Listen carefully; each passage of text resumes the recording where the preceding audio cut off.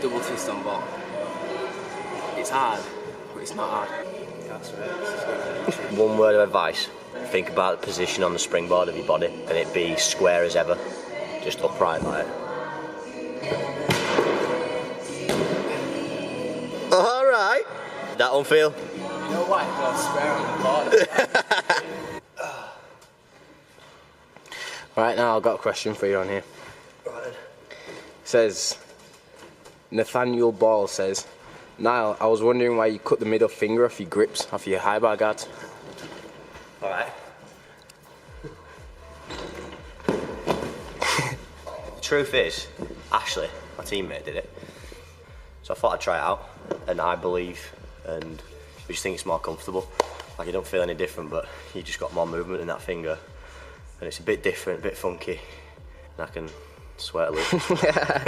Leave it out. Hugo Montalvo says, I love you now. I don't know why he's saying that, because I don't. This is your video about the Halloween one, when you're in Cambridge. All these laughing faces. So funny. How do you go about finding different videos of specific skills? Many times I search for a given name and won't give any results, even though plenty of people do it in their routines. So pretty much he's just trying to ask, where do you find skills? It sounds like you know which gymnasts do the specific skills, so search for their routines or their competitions or that specific competition. But yeah, you're right, I'd pick out which gymnasts do it. And I'm so sick of them. Oh yeah, some Clayton Futrell, I think his name is, sorry. Says you should do a Q&A with your mum, because including questions about raising you. That's a good shout, that. So do a Q&A with your mum, because she wants to know. Dad? Or just my mum? He says just your mum, but I think your dad has also raised you as well. So. Stay away from my mum. It's a good shout, actually. Yeah, it's a good shout. 100%. If you're at the point where you can do tip out and you are wanting to learn Babsa, which is tip out, miss your feet to stretch out like a catch out, like high bar. This prep that I'm about to do really helped me with it, like getting the power and safe way of getting stronger instead of just, the first one you might not be able to get your feet out, you're whacking your legs on the bars, you've got to pad it up, you've just got to try and do this prep.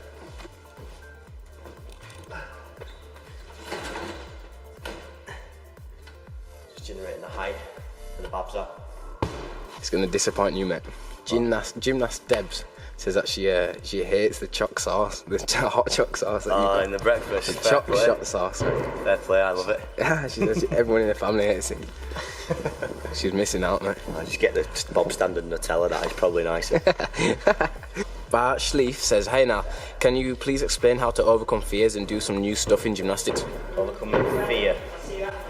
Fear, a challenging subject. I think if you want to do this sport and you want to progress to high levels and high abilities, kind of being scared is just not an option.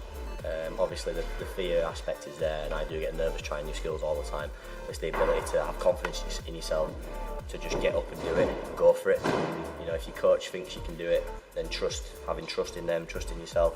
When you're learning new skills, having that confidence just to be like, and not holding back. Holding back is probably the worst thing you can do when learning a new skill. Key words are trust and confidence. You're not going to get very far if you're scared, unfortunately.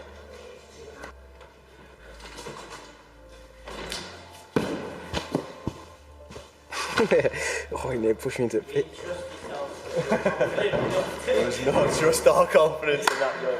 And Futrell again says, will they allow you to film the team comps? British teams? I hope so. That'd be pretty good. Because we're going to absolutely smash it. I can't wait, I'm so excited. Tom Clements says, mate, how can I show my coach that I want to train more hours? Yeah, you need to have that desire yourself to train. Yeah. Especially when it comes to the conditioning and the harder parts, not just the new skills. Yeah, when you're willing to work and do the bits that not everyone likes to do, and sacrifice. I think that definitely shows. And then doing that and working on that is going to progress your gymnastics, which is then essentially going to say, you need to do more hours. You need more exactly. Hours Yeah, exactly. I mean, if you're training 10 hours a week, but the 10 hours you just dossing around and being lazy, that's not showing your coach that you want to do 15, 20 hours. You know what I mean?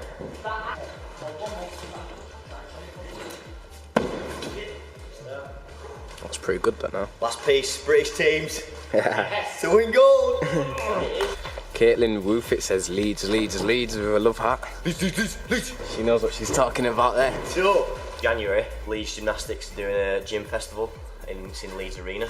So if you live near Yorkshire, you're around Yorkshire, or you live in Leeds, make sure you go to the Leeds Arena site and book your tickets. It's going to be a fantastic day, tons and tons of performances, including me, Luke and Ash are actually going to do a high bar display, which will be really, really exciting. We're going to get on the high bar, have some fun, do some release and catch moves, you know, get the crowd interacted.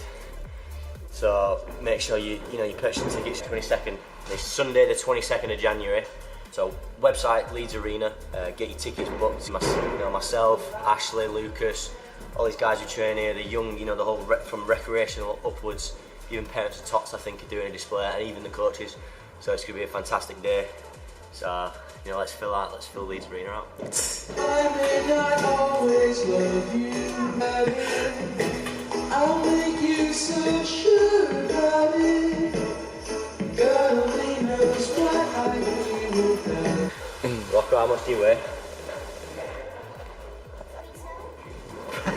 3 stone. You're a pebble. 3 stone. Bench press you. You put your fingers in and straddle press 2 hands, then go straddle half lever. And hold handstand 10 seconds, that's challenge 1. 2, challenge. Talon Chapel says, do you think 16 is too late to become a decent gymnast? I certainly don't think 16 is too late to start anything, to start gymnastics. When you say decent, I assume you mean high level, and that is probably a little bit late, but I think the key thing for me was just having fun with gymnastics and going and doing what you enjoy and really just having fun. It's a good way to be healthy, functional movement, it's just amazing gymnastics. But I would say to reach world-class level, I'd say it's a little bit late, but that shouldn't be the goal. When I started into gymnastics, that wasn't the goal for me. It was just it's because I absolutely loved it, and these boys circling around me, they're not thinking about the Olympics, they're thinking about how much they want to just work and learn new skills. And so, right, Rocco, try again.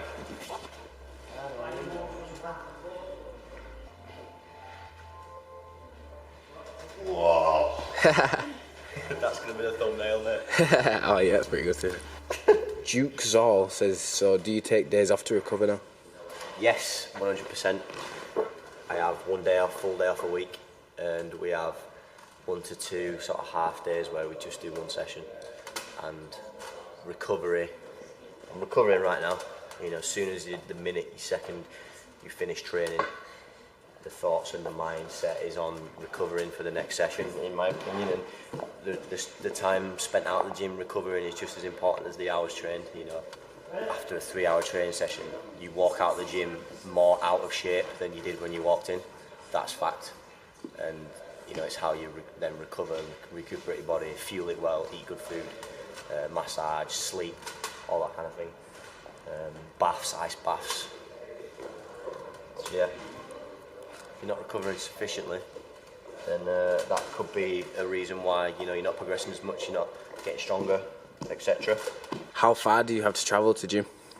I travel, it's about 30 minutes there and back, so about an hour in the car every day. It's more just questions of doesn't know what the music. You need to start putting in what music this is, mate, because everyone just everyone like my music? Yeah, they look like. Well, I'll tell you what,